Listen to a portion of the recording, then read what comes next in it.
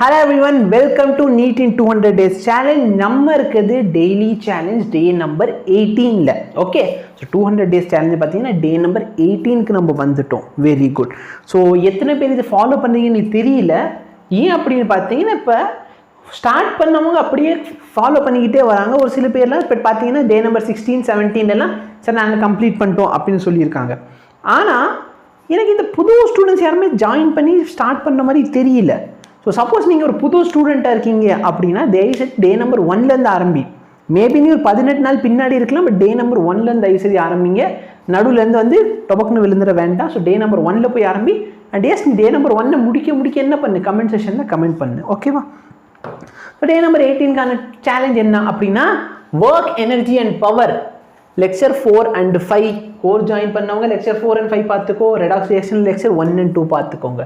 Okay, அடுத்து பார்த்தீங்கன்னா course join பண்ணாதவங்க எந்தெந்த டாபிக் படிக்கணும், equilibrium and its type, mechanical energy, power, bomb explosion, இந்த டாபிக் எல்லாமே நீங்கள் கவர் பண்ண போகிறீங்க. கெமிஸ்ட்ரியில் என்ன பண்ண போறீங்கன்னா oxidation number, equivalent weight, N factor, redox reaction, N factor of redox reaction, இந்த மாதிரி எல்லா டாப்பிக்குமே படிச்சுக்கோங்க. ஈவன் இதில் நார்மாலிட்டி நான் கொஞ்சம் நடத்தியிருப்பேன். ஓகேவா? ஈக்குவலண்ட் வெயிட்க்கு அப்புறம் நான் நார்மாலிட்டி கொஞ்சம் நடத்தியிருப்பேன். ஓகே, ஸோ கோர்ஸ் பர்ச்சேஸ் பண்ணவங்க ரெடாக்ஸ் ரியாக்ஷன் 1 and 2 போய் பாரு. என்னோட கெமிஸ்ட்ரி டீச்சிங் எப்படி இருக்குது, ஓகேவா? நிறைய பேருக்கு இன்னும் தெரியல நான் கெமிஸ்ட்ரி டீச் பண்ணுறேன் அப்படின்ட்டு. என் கெமிஸ்ட்ரி டீச்சிங் எப்படி இருக்குங்கிறது பார்த்தீங்கன்னா நீங்கள் இன்னைக்கு சேலஞ்ச் முடிச்சதுக்கு அப்புறமேலு, ஓகேவா, இங்கே இந்த வீடியோக்கு கீழே வந்து கமெண்ட் பண்ணி என்னோட கெமிஸ்ட்ரி டீச்சிங் எப்படி இருக்குது, ஓகேவா?